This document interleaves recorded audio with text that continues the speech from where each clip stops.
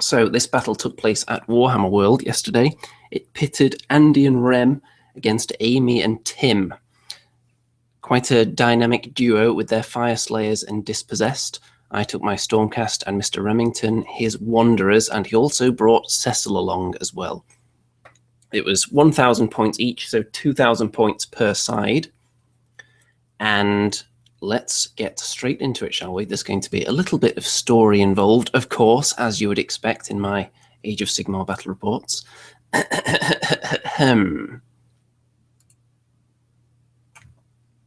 The once luscious green lands, overseen by Cecil the Magical Unicorn and his tribe, his long-lost tribe of ancient unicorn brethren. This land has been trampled beyond repair by the stampeding Duardin. On their way to a crusade, the Fyreslayers and the Dispossessed have stomped all before them with their tiny, hairy legs. Their beards have become entangled in trees. The Fyreslayers have accidentally lit multiple trees on fire, and Cecil is not pleased in the least. However, hope is in sight. The Stormcast Eternals took heed of the call to arms from the Wanderers, who have instructed them that they require assistance and that they are to join them in battle against these tiny bearded adversaries, so as not to enrage the mighty Cecil and to keep him appeased so that he does not unleash his unquestionable power upon them. However, it seems that Cecil's mood could be better, to put it mildly.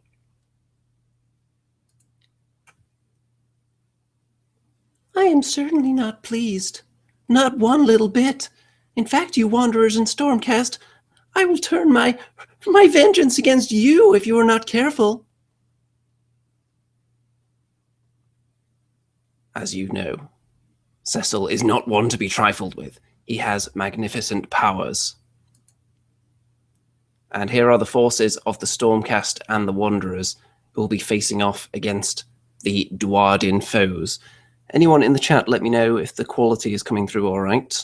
The picture quality. Someone says it's a little bit blurry. Hopefully it's all nice and smooth.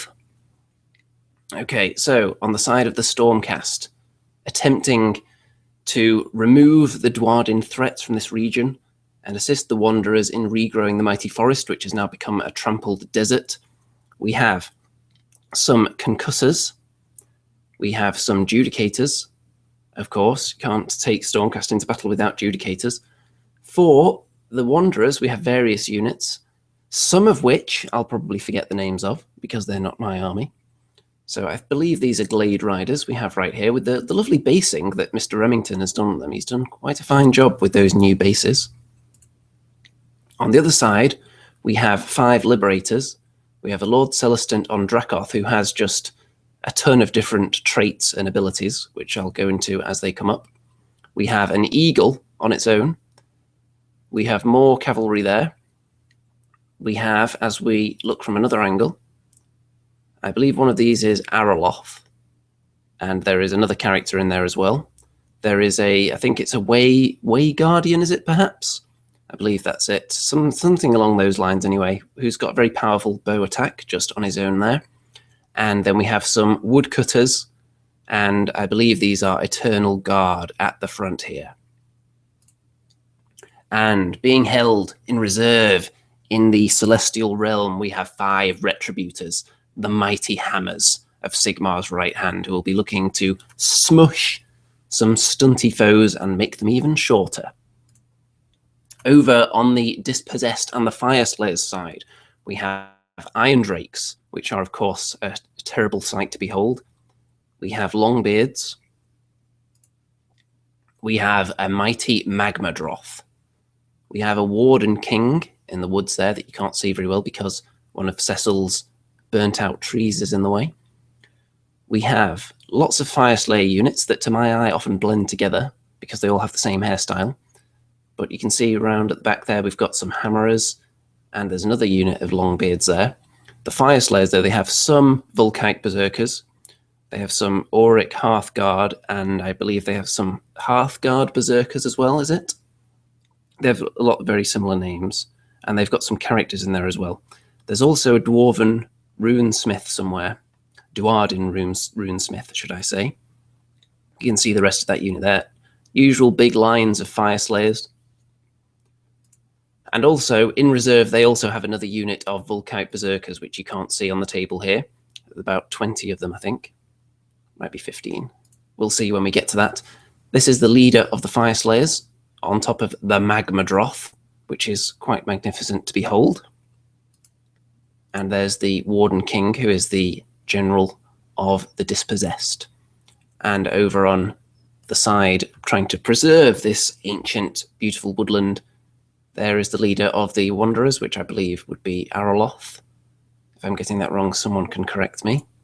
And Lord Celestant on Dracoth is, of course, the leader of the Stormcast. And that's the only Stormcast character I've taken in 1,000 points. I didn't feel like I was going to have enough bodies on the table if I took more than one character. So, the idea of this scenario, well, let's see if there's a nice clear wide picture that we can look at here. I think there is one somewhere. Let's have a look at this one. So, these two forests, one of them is nice and luscious and green, so the Wanderers will be hoping to keep it that way. The second forest, on the Duardin side, has been burnt to the ground, trampled almost beyond repair, but perhaps if the Wanderers can take over this region, ask Cecil very nicely for some of his magical reinvigorating horn juice, then perhaps they could spray that liberally over the area and the whole thing could regrow, perhaps. So the aim of the game, after 5 turns, you must hold both of those forests in order to achieve a major victory. If each side holds either 1 each or 0, then there are ways to earn a minor victory, which I'll get into in a moment. But to hold it, you must have more models within 3 inches of the forest than the enemy. Simple enough. So the Duardin forces appear to have more models on their side, so that might be an advantage for them. And then, as a tiebreaker, if there is no clear winner, then Cecil the Magical Unicorn's temple will act as the tiebreaker. If you control his temple, then in the event of holding 1 forest each, you would earn a minor victory. I think that's simple enough. In addition, though, should you hold Cecil the Magical Unicorn's temple at some other point during the game, then there is a little bonus attached to that. At the end of each battle round, whoever controls the temple, on a 4+, they will be able to deliver D3 mortal wounds to any enemy unit of their choosing on the table.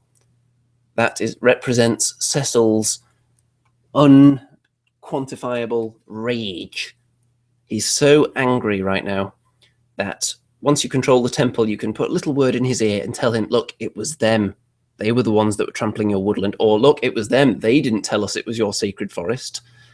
And then his horn juice will turn from reinvigorating to just pure lightning, and he will rain down mortal wounds across the battlefield should he become enraged. So there are multiple benefits to controlling Cecil the Magical Unicorn's temple. And this is the roll-off to decide who's going first in battle round number 1. Now, it was the roll that our opponents came up with. Then Mr. Remington cried out his name, as he tends to, and rolled his dice, and he struck the enemy dice, which had already landed, and flipped it over into a 2. So the Remington dice, their curse was passed on to the enemy dice here. However, the sporting thing, we felt, it clearly landed on a 5. So Mr. Remington did not count the impact with the opponent's dice that had already landed, and they had the choice. And they allowed the Stormcast and the Wanderers the first turn. So you can see here that these Glade Riders had Mystic Shield cast on them. And this is all the command phase here. The Liberators have the inspiring presence of the Lord Celestant on Dracoth on them. They were the only unit that would have been within range of his 24-inch nobody takes battle shock ability, so it seemed easier just to put that token on them so we would remember. You can see a nice wide shot of the battlefield here. There is the temple. The temple started slightly closer to the Duardin, but they are a bit slower. And it's not going to be that easy for them to get lots of units all the way across the table and defend their own. Of course, both armies have one unit currently in reserve. The Fyreslayers have those Volkite Berserkers that are tunneling beneath the earth or burrowing, and the Stormcast will be zapping down 5 Retributors that you can just see off camera there. We were only using half of this gigantic table at Warhammer World. And yes, Amy's Fyreslayers do look very, very nice. You can see that we've advanced a little bit here out of our lines, but we're not going too crazily far because they have got some decent shooting. And of course, it's possible they could get 2 turns in a row next and get multiple charges in. So we've just moved a little bit forward. We don't want to get within range of to be pulverized by the Iron Drakes, you see, because if they don't move, then they're going to be able to fire twice, which would be terrible news for everybody. So the Judicators were only able to move up far enough to allow a couple of them to shoot, I think. And we'll see what difference that makes in a minute. You can see that the Lord Celestant on Dracoth is going off around that side of the table. And on this side, the Concussors are moving into position. They're staying out of range of the Iron Drakes. Over here, the Liberators and these Glade Riders are going to make a push for the Temple of Cecil, and the Lord Celestant is actually going to work his way around the side and get a bit of a flanking maneuver going on. So we'll see how that works out. Then, let's see. Oh, I'm just showing that it was in fact turn 1 here, I think, with the big turn dice on top of the Temple of Cecil, which is actually fully representative of Cecil. It's just been eroded with time. There did used to be a magnificent horn here, which sprayed all kinds of rejuvenating juices over the area, but it's kind of become all sandy and worn now. And then, if I'm mistaken in calling them Glade Riders, someone better let me know. But they took aim and killed 3 Iron Drakes with their bows. So that's a good start. We need to get those guys thinned down before they can unleash their fury of molten vengeance. And we're now on to the Dispossessed turn 1. They didn't take too many other casualties. I think all the Stormcast shooting abilities failed, which was pretty much only the Judicators at this stage. So you can see them advancing with most of their units. They have left this decent blob at the back here protecting their woods. They know that the Retributors are going to be coming in at some point, so they're not pushing everything straight forwards. And they've actually sent a couple of characters. They've sent 1 Fyreslayer character and 1 Unforged, who is like a Dragon Slayer, over towards that side to intercept the Lord Celestant. So we'll see whether that pays off. Down here we're getting a nice look, and these Duardin are very nicely based here. It's a lot more subtle than the Fyreslayers basing, but I think it's still very nice. They make a good pairing visually, these 2 armies. It's a nice contrast, the heavy armor and all the naked Duardin flesh. You can see the lines continuing to push up. They do actually have, I think, 1 model there, or maybe 2, in range of the Temple of Cecil, and I'm not sure if this guy is. To be within 3 inches of it, you have to be within 3 inches of the main structure, which includes the steps, not the pillars, if you want to control it. So if you want to guarantee controlling it, you kind of have to take yourself a little bit out of the battle. So it's an interesting dilemma. How many forces do you send towards that temple? How highly do you value the ability of Cecil to zap down mortal wounds? And now the Iron Drakes unleash. The Trollhammer Torpedo, which was in range of the Concussors, actually delivered 3 wounds onto one of them in one go, which could be really, really bad news, but they're still alive. So if they're both still alive next turn, we'd hope to be able to get some charges in with them. And they also deliver some death to the Glade Riders as well. One of them dies and an additional wound there. Those are the regular Iron Drakes that did that. They did have to move, so they didn't get their maximum shooting prowess in there. And on to battle round number 2. I can tell you that the forces of the Stormcast and the Wanderers were controlling the Temple of Cecil at the end of round 1, but we only rolled a 1, I think. So we didn't have the ability to deliver mortal wounds to anybody. This was the roll-off. The Cry of Remington went up, and a 6 was rolled, which is an unusual sight with these skull dice. So we elected to go first again in battle round number 2 because we feel like we're in charge range now and we don't fancy taking those Iron Drake's shots at double strength. We want to charge them immediately. So here we go. You can see our forces moved up. The concussors move into charge range. The adjudicators, I think, move back perhaps a little tiny bit, or they edged along somewhat, just so all of the bows were still in range of this unit here, which I believe are the Hearthguard Berserkers. Hearthguard Berserkers, Volkite Berserkers, and I think the Auric Hearthguard are just behind there. So I'm hoping the concussors at this stage are going to plow directly into the Iron Drakes and just annihilate them. And then we'll see that something else interesting happened in a moment. But you can see the Liberators are hugging the Temple of Cecil, guaranteeing control of it, and also avoiding the numerous short-range shooting attacks of the Fyreslayers. So they're just lying in ambush so that when the Fyreslayers advance, we'll then be able to move in with a deadly pincer movement into the side of them while also holding on to the temple, which could be quite important. There's confirmation of that move, a nice close-up. And then let's have a look. Okay, here we go. So the Retributors came down from the heavens on the roll of a 3+. They were zapped into the fray right next to the Lord Celestant, so they're both going to be attempting charges into these two units here. And if they fail, then we've got this birdie right here as a backup. So if they fail their charges, the eagle is going to charge them, which is going to prevent them from charging us, hopefully, if it doesn't die. That was just an emergency 1 in a million shot that we could probably use because the eagle is ultimately useless otherwise. You might as well just throw it in there, hope that there's a miracle and it survives, and then they won't be able to charge, just as a backup plan. Over here, the Way Guardian, is it? Fires his bow and he delivers 4 wounds to the Magmadroth. So just so you know, the Duardin side were marking their wound counters with how many wounds were taken, and the Stormcast Wanderer side were marking how many wounds were left. So it didn't get confusing because we knew what we were doing, but it might be confusing in images, so I will do my utmost to explain it as we go. Some movement going on here, and I believe there's going to be some more shooting now from these, I think they're Eternal Guard. They, or whoever it was in that image, somebody took a shot and thinned down this unit of Berserkers. I think they only killed 1. John Brendan Markham in the comments says, don't trifle with Cecil. Yes, that would be incredibly wise to trifle with.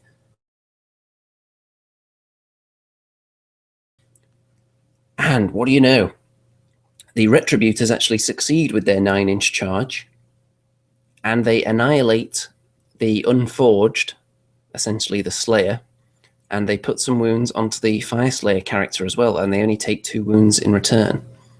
So, Retributors smashing face already. The Lord Celestant didn't make his charge, and I think his electric breath, his storm breath of his Dracoth failed as well.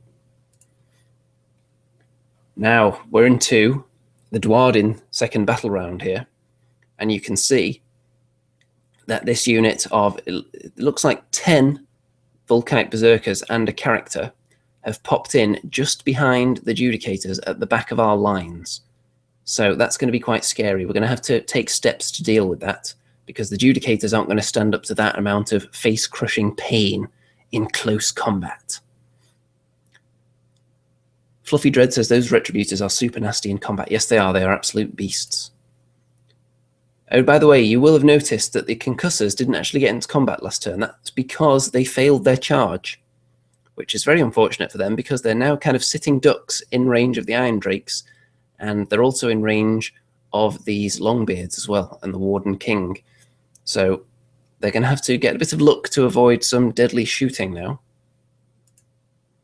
The Iron Drakes open fire, all barrels aimed directly into the Dracothian Guard Concussors. And what's this? A steaming heap of bones and armor that immediately get zapped up into the heavens for Sigmar to attempt to have a go at rebuilding them. That's because both of them were wiped out. I think it did about 8 wounds in total, those Iron Drakes, firing twice with the Trollhammer torpedoes as well. So just molten death was delivered, and the concussors, 280 points worth of concussors, dead. Wow.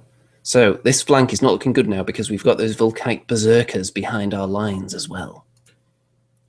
Over in the center, the Magma Droth is making a push forward, and this big other line of Volkite Berserkers are pushing towards the Glade Riders. So the Duardin seem to be on the offensive here, and they do seem to have the upper hand. They've got a lot of bodies closing in on what you would imagine are the relatively feeble and tame Wanderers, and the Stormcast have most of their bulk of the army over here around the Temple of Cecil. So it's a calculated risk focusing so much in this temple area. We're just hoping that that's going to be pivotal come the end of the game, and also the ability to dish out mortal wounds at the end of the battle round as well. Over here, you can see that this unit of something, these might be Hearthguard, or they might be Volkite Berserkers. They're some kind of Fyreslayer Berserkers, certainly. They're moving in. They're going to be charging into those Retributors in a minute. And the Longbeards are also making their way over there. They're just providing a little buffer because they don't want this blob of death-dealing Stormcast reaching their burnt-down forest, because that's one of the crucial areas in the scenario. Also, you'll notice a few of them are within range of the Temple of Cecil now as well, so they may end up able to contest that at the end of the turn. Let's see. So, I believe the Magma Droth actually failed its charge, so it's just stuck in no man's land now, which is not good for it, but other units did successfully complete their charges. For example, these Berserkers here made it into the Glade Riders, and they killed quite a few of them. I think a lot of them were killed from shooting before that, actually. The short-range axe throws that these guys can do took down a fair few of them. And over on this side, these Berserkers do indeed get into the Retributors, but I'm not confident that's going to end well for the Fyreslayers there. Retributors are absolute monsters, 3 wounds each. When you roll a 6 to hit, just instant mortal wounds on the enemy. They are insane, even without any Star Soul maces. If you roll well with the regular hammers, then in some ways they're actually better than Star Soul maces. You do have to roll well, though, to achieve that effect. And the first thing, it looks like that unit activated first, or maybe he did, but they didn't do much at all to the Retributors. And then when this unit of Glade Riders activated, I'm not sure if they did anything. I don't think they killed a single one, but look at that. The Retributors, they finish off that character and they kill a few of the Berserkers as well. So they are crushing face. They have lost one model. I think they took 3 wounds perhaps, because there was 1 on 1 wound on this end here, and he died, or that may have been last time. But I think it was probably this turn, so he's got 1 wound remaining now. So the battle is raging, and it's getting quite bloody at this stage. You can see that these Berserkers don't actually do that much here in combat. In shooting phase, there was a lot of these Glade Riders wiped out, but in close combat, I think they only managed maybe a wound there. So that's not very good at all. Maybe they used up all their energy hurling their Duardin axes, and then they had nothing left. They were just totally winded by the time they got there. But look at that. One of them flees as a result of rolling a 6 on the battle shock. And now is the time of Cecil. Who will fear my vengeful rage? Who will I lay my gaze upon? Who will I smite? Those were the words of Cecil, echoing throughout the lands. But unfortunately, again, even though we controlled the Temple of Cecil, we didn't roll high enough, so no mortal wounds were dished out. So the gamble of controlling the Temple of Cecil at this stage is not paying off, after failing to inflict any wounds twice. However, here's the roll-off for the 3rd battle round, and the cry of Remington went up, and he rolled another 6. An unprecedented move. I can't remember Mr. Remington ever rolling this many 6s, especially for the roll-off to decide who goes first in each battle round. He normally rolls 1s on those, but with a 6, we were able to go first again. We didn't fancy taking any more of that Fyreslayer shooting without paying them back. So we decided we would have first crack at this battle round as well. And here we go with battle round number 3. So these shooty units down here, the Judicators and the Glade Riders, have positioned themselves kind of equidistant between the Longbeards and the Volkite Berserkers. But we really don't want to be charged by them. So we've pushed forward, made a compact little blob there. So hopefully next turn, they will, on average, they should fail that charge probably. Mickey asks whether I did Cecil's voice while at Warhammer World. No, I did not. If I was doing it on video, then I'm sure I would have done. But as you know, video is prohibited at Warhammer World. Still images only. And the only thing that we did do in the usual battle report style was every time Mr. Remington rolled a dice, he did cry out Remington at the top of his lungs. And you can see that these woodcutters have come out of their forest home. It's a bit of a gamble. That unit at the back of there is actually Mr. Remington's corpse pile that he's just left on the table foolishly. So we're kind of abandoning our woods at the moment because we feel we can strike a pivotal blow in this game if we can kill that Magmadroth. So the woodcutters are going to head in there and try and chop it down, and we're going to direct a lot of our shooting towards it as well. Also, you can see the Liberators are poised. I mentioned this earlier. They're poised to strike at the flank of that Fyreslayer unit that pushed forwards. So we're going to be doing a lot of attacking, and also the Lord Celestin on Dracoth is going to be getting into combat this turn unless he rolls a double 1. So you can see just how bunched up these guys are. Lord Celestin on Dracoth has moved around the flank here, 3 inches away, so he's going to be joining in this combat. Or if he rolls really high, then he would charge off over there into a different unit. But we shall see. And the Liberators are poised to strike again. Now, the Glade Riders, they take their bows, and I think they actually reposition themselves after we took into account the range of the Iron Drakes. So these guys are actually on the left flank now. And they gun down a couple more Iron Drakes.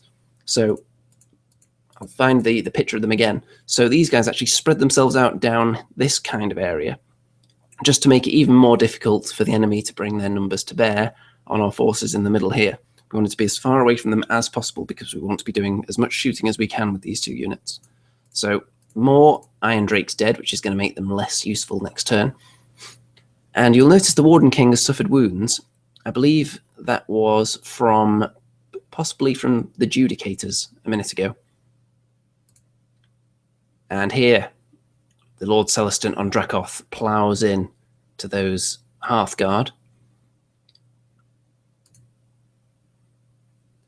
And over here, the Liberators swarm in to these Volkites. And also, we're sending the Glade Guard in there as well. We want to just sandwich this unit because they were threatening our control of the Temple of Cecil, which we kind of prioritized here. The woodcutters make it into the Magmadroth. They may be good at chopping wood, but how are they at chopping through scale and flame? We shall find out soon enough. Over here, these Hearthguard, fearing that they were about to be annihilated, nope, that can't be right. How did they possibly activate first? It must have been these guys that activated first. I don't think that's right at all. I think I just took all the pictures in the wrong order here. So let's see here. I'm going to assume that the first thing to activate, that was probably left there from last turn, which would mean that perhaps the Liberators went first. Then the Magmadroth went.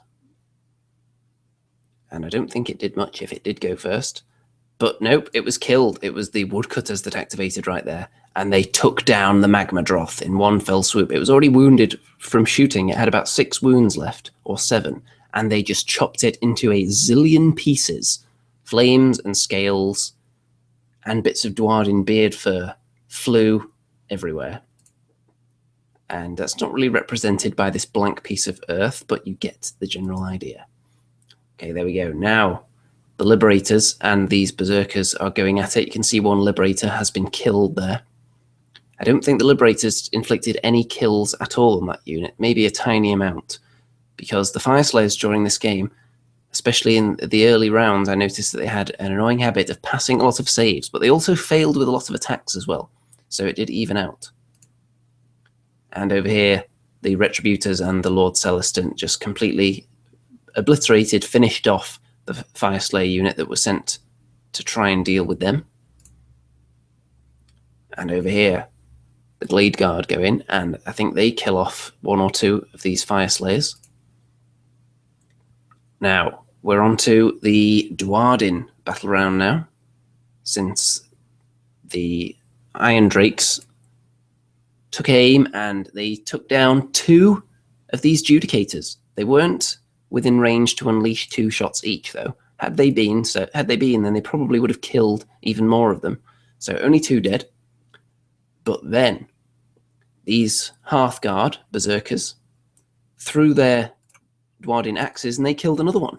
So as they were charging off in this direction towards the Woodcutters, they just spotted the Judicators at the corner of their eye and thought, you know what, let's just lob a couple of our trusty axes over in that direction. And one of them went straight into the eye socket of a Judicator. It gives a whole new meaning to the term dead eye. Over here you can see that the Duardin are advancing away from their trusty forest, which they will have to control at the end of the game.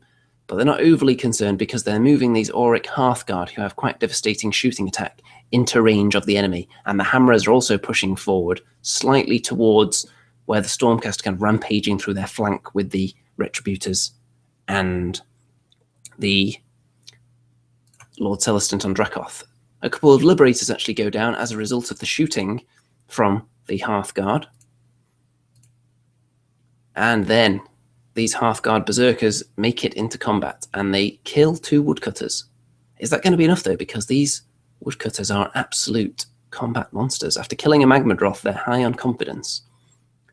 Over here, the Glade Guard, or the Eternal Guard, I think it might be actually, activate. But they don't do anything. And then, look at this, the Woodcutters just chop down those Berserkers as if they were tree stumps. They are gone. They were just smashed, pulverized, tenderized, if you will. Maybe not quite so tenderized, that'd be more of a hammer kind of action, but definitely heavily chopped and slashed to pieces.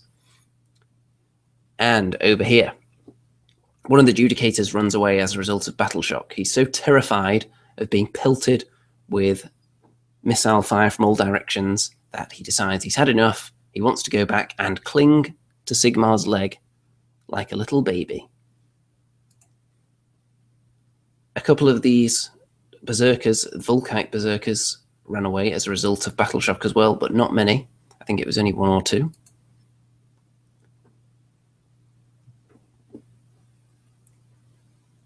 Now it is time for Cecil's gaze to be cast upon somebody on the battlefield. And the Stormcast and Wanderers were in possession of the temple. They were controlling it, so they were able to whistle into Cecil's ear. They also whispered into his ear, oddly enough. The whistling surely irritated him, which is why we couldn't roll high enough to unleash his fury. I was not convinced by your whispering. I refuse to unleash my vengeance this turn. Maybe next time, boys. Is exactly what he said. And the cry of Remington goes up, the roll-off for the control of the next battle round. And wouldn't you know it, Remington wins again with a roll of a 3 against 1. So this is an unprecedented streak for Mr. Remington. And he was on such a hot streak, I just allowed him to continue to roll the dice. Otherwise, I would have taken over long ago if he was rolling 1s non-stop. So in battle round number 4, Stormcast Eternals and the Wanderers are going to choose to go first again, because we feel it's very important at this stage that we go in first. Now, you may notice that this unit of Longbeards didn't actually charge anybody last turn. That is because they decided to form a shield wall, I think. They decided to form a shield wall, and there's another unit behind them somewhere. Let's see if there's a picture. No, going too far back now. We'll get to it, though. There's another unit behind them, but I believe they decided to form a shield wall instead of charging, because if you charge into this just absolute death pit, for a start, the Lord Celestin has an ability, so once per game, he's got the potion, so he can just attack first, even if it's the enemy's battle round, their combat phase. So it's going to be bad news for you to attack these units, because you probably just get killed on the enemy turn, or killed on your own turn, should I say, which then in the enemy turn, they'll be able to just bypass you and charge somebody else. So they've formed this shield wall here, I believe. And here you can see that the Fyreslayers and the Hammerers are right there as well. They're all just holding their ground here. They're not going too far because they have to stay within a controlling distance of these woods at the end of the game. So they're staying there. And the woodcutters, who have dispatched multiple units, basically can pick to attack whatever they want right now.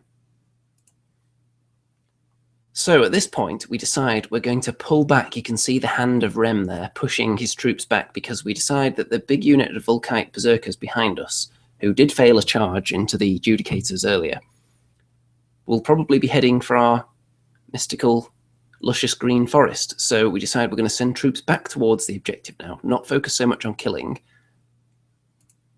And then we push these Glade Riders towards the Berserkers, just hoping to charge into them, which is going to make it more difficult for them to reach our woods. And they certainly wouldn't be able to charge anyone in the woods under those circumstances. If they want to move towards them, they would either be able to stay and fight or just move towards the woods. So we're giving them a choice. And the battle, when this charge is successful, the battle is going to take place on the steps here. These guys just kept sliding down the steps, which is why 3 of them are there, just marking where they're supposed to be in a line, but the rest of them refuse to stay put. Over here, the Lord Celestin and the Retributors move straight into the Longbeards, and they're hoping to just obliterate this unit in one round, which is possible with a good roll. Over here, the Woodcutters replace the Eternal Guard in this fight here against the Volkite Berserkers, helping the Liberators, because we don't want to lose control of the temple, especially now that the Retributors have moved away from it. So the only thing we've got holding it at the moment is an eagle, I think. So these guys over here hoping to cut down these Berserkers, and then we can regain or retain control of the temple. Over here, this charge is successful, but none of them were staying on the steps, so we're just representing where they're supposed to be with these two. And look at that. The Woodcutters go first. They cut down a few of the Berserkers there, so that's going to help us out tremendously. Then the Longbeards strike, and they actually finish off one of the Retributors, which isn't going to save them that much, I feel. Especially because the Lord Celestin gets additional attacks on turns when he charges. So it's going to be bad news for them. Down here, the Glade Riders went next, and they took out a couple of those Berserkers, just thinning their numbers down. We're not expecting to win this if it comes into a war of attrition over here, but we just want to slow them down to keep them away from those precious, luscious green woods that Cecil values so highly. And we do want to remain in Cecil's good books. And look at this. The Retributors, they dished out so many mortal wounds. I was just rolling an unprecedented number of 6s to hit, which just automatically deals a couple of mortal wounds. And these Longbeards had no save against that. So just a huge line of them cut down. There were originally 10, and now there's only 1. So down they went. Over here, the Volkite Berserkers struck, and they took down a couple of those Glade Riders, but we're not overly concerned about that. But then another one went down as a result of the character who was down there as well joining in the fight. Over here, the Liberators, it looks like they killed another Berserker there. So we're definitely winning in this fight here. And look at that, running away as a result of battle shock. Oh dear, how embarrassing for the Fyreslayers, exposing his butt cheeks to everybody. And a couple of those Berserkers run away as well in this lovely blurry image that decided to focus on the corner of a pillar instead of the wonderfully painted models. So they are gone. Battle shock takes away the rest of that unit. So we are now in full control of the Temple of Cecil. And look at that. The final Longbeard disappeared as well. So we're on to the Duardin turn now, and the Hammerers have moved up into range to strike at the Retributors and the Lord Celestant. They want to charge these units, presumably to keep them further away from the forest, because if we're able to engage them on our terms, then we've got much more chance of ploughing through them and reaching the forest. And also, you don't want to get charged by the Lord Celestant and his extra attacks. You want to engage them as far away from that forest as possible and on your own terms, preferably. The Warden King is kind of spreading himself out a bit here. And look at that. It was double one on the charge distance, so the Hammerers don't even make it in. Of all the times to fail your charge, that was not the time to do it. But they roll a double one, so they're stuck staring down the barrel of the Lord Celestant and the Retributors, who are just going to be able to freely charge them next turn and tear them asunder. Over here, the Fyreslayer character here, this may be a rune smiter perhaps, he's gone into the woodcutters, some of them which have died, you may have noticed. That's from shooting attacks. And look at that, he kills 3 of them. Oh dear, so the woodcutters are going down. They've done their job though. They absolutely annihilated the Magma Droth and the Berserkers that were around here. So even if they die now, they have definitely served their purpose, and Cecil will not be displeased with them. Over here, the Volkite Berserkers that were in this combat left combat and tried to run to get as far away as possible, so they're just moving towards the forest, which is just above this shot here. And they've left their character in there fighting the Glade Riders, and he's killed one of them. And look at this. The roll-off for the next battle round. The Cry of Remington goes up, but it doesn't work this time. He rolled high, but they rolled higher. So what will the Duardin choose to do? In battle round number 5, it's going to be the final battle round of this game, a chance to get your troops into position or a chance to strike first in combat. What do they think is more important?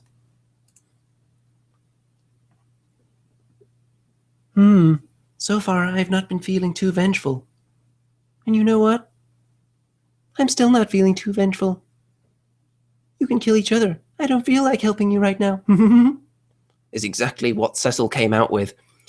And yet again, at the end of battle round number 4, he refused to unleash any mortal wounds. We just continually rolled 1, 2, or 3 on the dice. Cecil's vengeance level was not high enough, and controlling the temple for the entire game has not paid off nearly as much as we were anticipating. So, you can see here that the Duardin actually choose to go first in the 5th battle round, which is a risky move, because obviously you want more of your troops within range to control the forests, which is beneficial to go last under those circumstances, because you're going to be able to just avoid the enemy and just poke yourself into 3-inch range of the forests, but also they are going to be striking first in combat and deciding where to charge, and of course they'll have all their shooting. They're just hoping to do so much damage that we won't be able to position ourselves successfully. Tabletop Minion says, Cecil sounds surprisingly American. Yes, he does.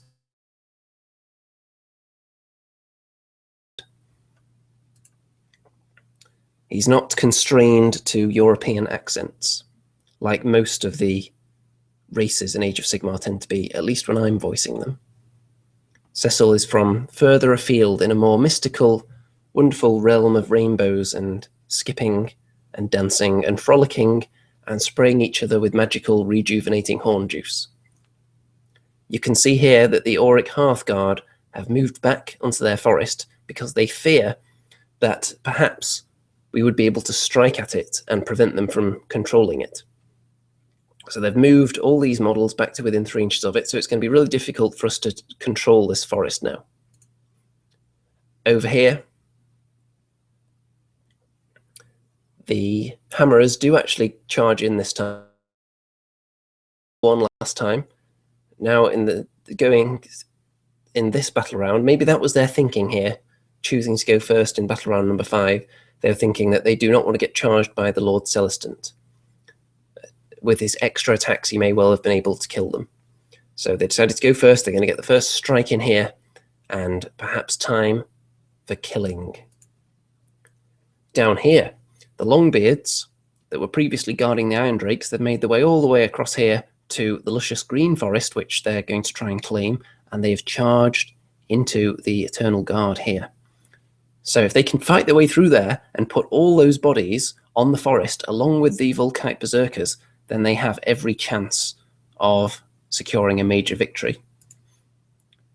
Over here, the Lord Celestant. He uses his once per game ability to activate first in the enemy's combat phase, and look at that, he kills 4 hammerers. The Lord Celestant on Dracoth is a monster. And then the hammerers decide to go before the retributors get a chance to strike, and they actually kill 1 more of them. So there's only 2 left now, which is going to limit their hitting power.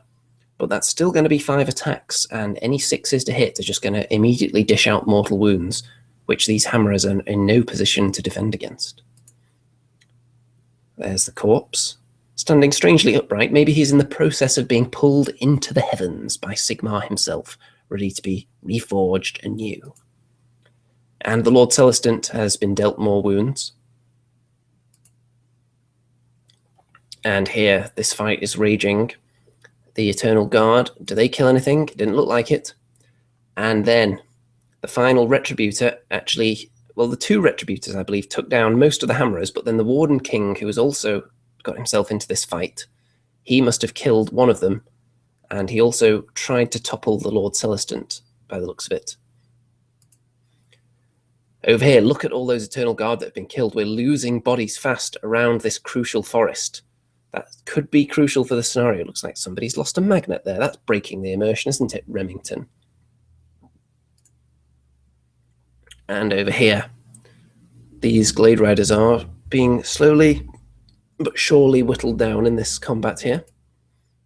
And here is a look at the lay of the land at the moment. A nice wide shot. You can see the Stormcast push around the Temple of Cecil at the back has in some ways paid off. They have been held up away from the objectives, but they have munched through an awful lot of Duardin over here. And on this side, the Liberators are still alive, and there is also an eagle behind the temple, so we are controlling it. So in the event of a tie with the forests, we will be able to claim a minor victory if we control the temple, and it looks like we're going to at this stage. The Duardin do have quite a lot of forces around our forest. We just need to bring some forces to bear over here and hope to kill enough of them and get our troops to within 3 inches of the forest. Actually, a couple of the Iron Drakes are still alive there. 1 Judicator is still alive. You can see just how congested it's getting over here. If I was editing this, if it wasn't live, I would have just snipped out, and you would never have known. Alas, the wonders of live video. Everyone who thinks I'm completely flawless, and most of the time I am, let's admit, as you've watched all my live shows, you know that I very rarely misspeak because I'm so delightfully eloquent. And elegant, it has to be said. Moving on. So, we are now into the Stormcast and Wanderer battle round, and you can see here that what we're trying to do is get all our troops within 3 inches of this forest, because this is going to be the final turn of the game. So we've retreated from combat with most of this stuff, so it doesn't die, and we're keeping it within 3 inches. So we've got quite a few models under there, and in fact, Araloth, I think, was able to heal some models from this unit, which is going to give us a slightly better chance. And the 1 Judicator and these 2 Glade Riders here have moved to within 3 inches of this crucial objective. And only a couple of them have remained in combat because they wanted to shoot. We'll see whether that comes back to bite us later on. But Araloth, or no, this is the Waywatcher, who unleashes furious arrows, and so does the Judicator. This is the Judicator with the shock bolt bow, and they managed to knock out a couple of these Berserkers. So that's just reducing the number of models they have in this crucial terrain piece. So it's going to be really close at the end here. And over on this side, the battle is going to be raging on between the Warden King, the final Retributor, and the Lord Celestant on Dracoth. And over here, look at this. So the fact that Remington was so eager to leave a couple of characters in combat so they could shoot, he didn't want to move them out of combat because then they wouldn't have been able to shoot. It meant that these Longbeards were able to pile in, which brought a lot more of them to within 3 inches of the woods. So if they managed to dish out some serious pain here, they could claim themselves a major victory if they can claim this area here. And no surprise that the Lord Celestant squashes the Warden King, but he has tied them up, so they are nowhere near any of the objectives here. And look at this, it's time for Cecil. You know what? I'm now feeling particularly enraged. It's time to unleash my vengeance, boys. And with that, lightning struck down from the heavens, from Cecil's horn into the clouds, and back again. And it struck 2 of the Volkite berserkers dead in their tracks. They are now just smouldering, rainbow-coloured ashes. Dead. And could that be pivotal? Cecil finally unleashed some vengeance. Finally, our will to conquer and control the Temple of Cecil paid off, and we delivered mortal wounds at what could be a crucial point in the game. So, totaling up how many models are around the 2 forests, well, it's clear that the Duardin forces are controlling this burnt-down forest, so there's no way that the Stormcast and Wanderers are getting a major victory, because we never really got close to claiming this. The Duardin were just too stout for us to get past. Over in this forest, the amount of models was actually fairly close. Some of them are obscured from view under this tree, but I believe we have the Judicator, those 2, so there's 3. We have those 3 cavalry, so there's 6, 7, 8, 9, 10. That's at least 10. There's also these 2 here, so there's 12. And the Duardin have 1 Fyreslayer alive there, 2, 3, 4, 5, 6, 7 of these Longbeards at most, I think. Maybe 8. But as you can probably just about see, the Stormcast and Wanderers have claimed ownership of these forests, just helped by Cecil's. Finally, he made the decision to unleash some vengeance. We've been waiting all game, and it came through in the end. So that, combined with the ability of Araloth to raise some of our models here, that has actually given us control of these woods, which means that it is effectively a tie. So at that stage, we look at the Temple of Cecil for the tiebreaker, and the Liberators are in control of it, which means that the Stormcast Eternals and the Wanderers will be claiming a minor victory. Bum, bum, bum, bum, bum, bum. At this point, I feel like Cecil's music should be playing, but I don't think I can do it justice. So you'll just have to imagine Cecil's music. I'm sure you've heard it on previous videos. And there he is, casting his mighty gaze out over the battlefield. Wanderers and your Stormcast allies, I cast my favor upon you. Although I was a little bit angry at you earlier, I must admit, you have won me over with your display of bravery and your will to win, back the mighty forest. And now I will spray my mighty reinvigorating horn juice all throughout these lands and regrow the forest that those pesky Duardin trampled so cruelly. Well done, boys and girls. Cecil has spoken, and there is the final view of the battlefield, complete with dice all over the place. The area will now regrow. The Wanderers, with the help of the Stormcast, have been able to bring greenery back to the forest. It may take some time, but with Cecil on their side, it could be a pretty rapid growth of greenery here.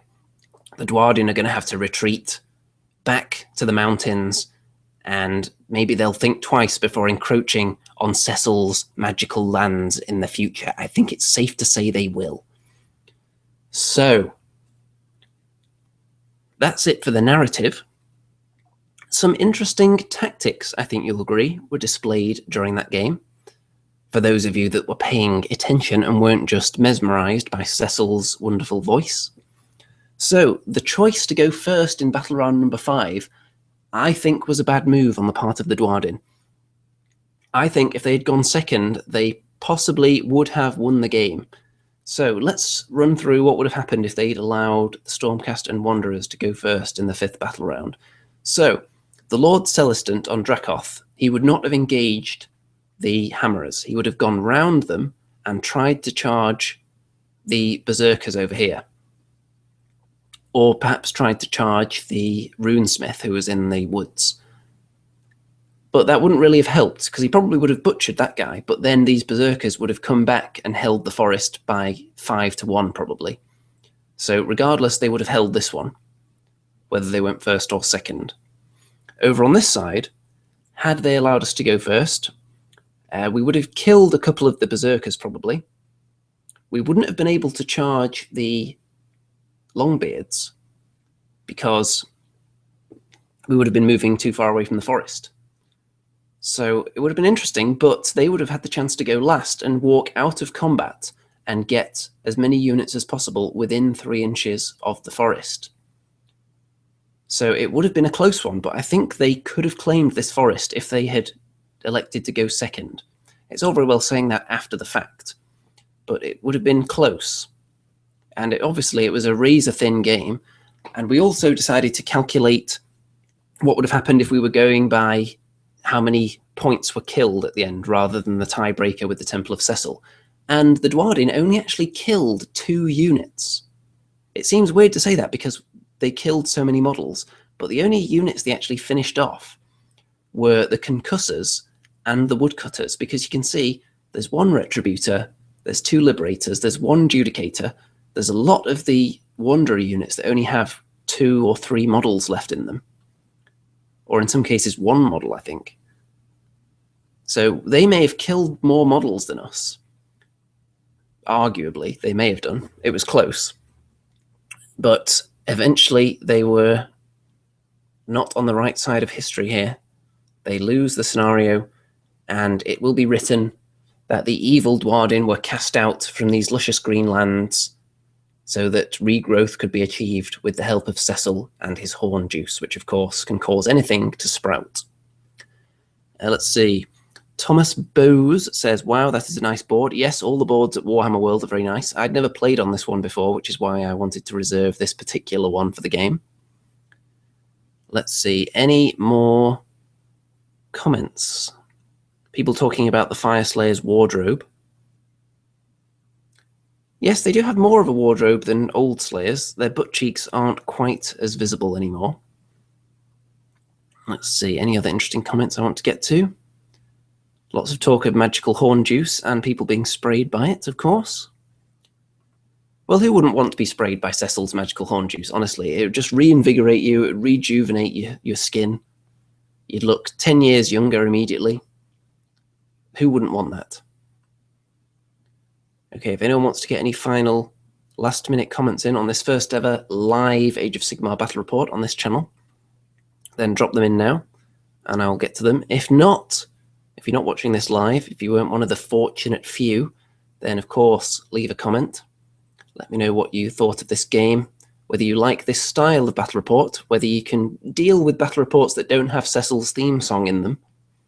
As wonderful as that is, it does usually take 4 to 5 to 6 hours of editing to actually get all of that synced up and all the pieces chopped up correctly. It is a very, very time-consuming process to put all the different transitions between the pictures to make it look really pretty.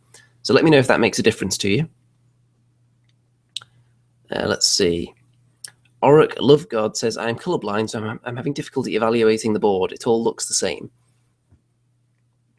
Well, it's not the most colourful of tables. We did actually have to steal these forests from other boards at Warhammer World, but it is very deserty coloured, very, very yellowish, kind of beigey colour. So I don't think you're missing too much by being colourblind. Roberto Hollis says, all hail Cecil and his magical horn juice. Yes, you certainly should. Wraith13, oh, I've missed it. Well, you've missed the live voiceover battle report here, but you haven't missed it because it will be forever kept on YouTube.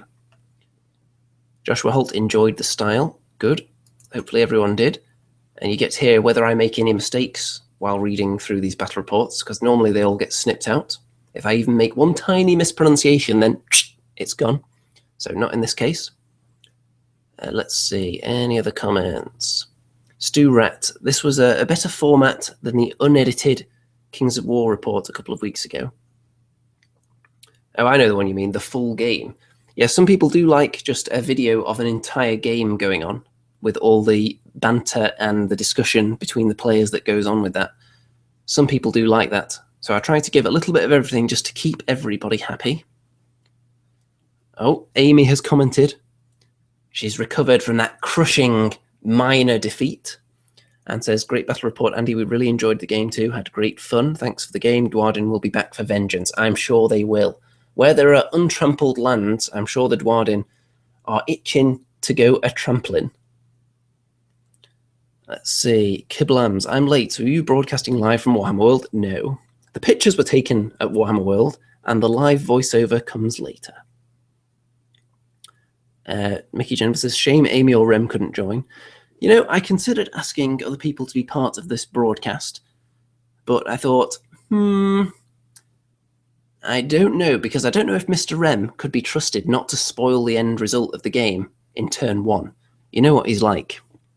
So I'll consider that next time if there are multiple people that would like to join in with the actual analysis of the game and the narrative. Of course, they could do their own character voiceovers as well. Amy says, maybe accompanied by some overlords. Well, I have a feeling there's going to be a lot of Caradron overlords around the place. I've certainly pre-ordered a huge shipload of them. And yes, that's going to be very interesting. I have a feeling they're going to be maybe the most popular army outside of perhaps Stormcast. They may even overtake Stormcast because they are pretty amazing models. And now that I've got a full, sizable Stormcast army, I can put my effort into the Caradron overlords now. And perhaps they'll be able to team up with some Fyreslayers at some point in the future. Mr. Remington has a ton of different armies, so I'm sure some of those would make suitable adversaries for the Duardin. I'm sure his Ungor Raiders would love to come up against flying airships. I can see that being a pretty fair fight. Let's see, Charlie Banks says, I was going to say, can't wait to see Overlords painted by Amy flying across the board. Yes, that is going to be a sight to behold. I'd be hesitant to put mine on the same table because I don't think mine will come up to quite the same standard. I'll have to just have a really over-the-top colour scheme to make them stand out, I think. I've actually been thinking of maybe orange and light blue, but this isn't the time to discuss it. So Dice Miniature Paint Guy says, Remington. And yes, that cry did go up multiple times throughout the day, and it didn't backfire as much as it usually does. We won an awful lot of the roll-offs to decide who goes first at the beginning of each battle round with that and the skull dice. So it's time to wrap this up, ladies and gentlemen. Hope you enjoyed the format. Let me know what you think of it. Let me know what your favourite kind of battle report is, or your favourite kind of game coverage of any kind, including the full live games, tournament coverage, and any of the other kind of videos that I do. Let me know what you like so I can meet the demand with supply, if you will. And Joshua Ettison says, ever considered having a game against a fan's army? My Blanche Chaos Dwarf Caradrons are itching for a fight. Well, we have played against people that were fans of the show and just ran into us at Warhammer World before. There was one of those in the past that we had. So that's certainly something that can possibly be arranged in the future. I don't generally get to Warhammer World that often because I have to get the train there, which is, of course, relatively expensive, and it takes about 3 hours to get there, a bit more than that, perhaps, and then 3 hours back again as well. So I don't go there too often, but I'll let people know next time I'm planning on making the voyage, and hopefully we'll be able to arrange games with even more people. Maybe get some huge games going with multiple people on each side. That would be a fun one. It'd be difficult to report on it, but you never know. And I think it's time to say goodbye, ladies and gentlemen, and all you purely Age of Sigmar fans out there. I'm sure I'll catch you next Tuesday on the Andy and Rem show. We're not sure if Remington can actually make it to that show yet, but even if he doesn't, we've got people ready to step in. Okay, folks, good night. And don't forget to like the video and check out all the links in the description, of course. Ta-ta from me, and ta-ta for now from Cecil.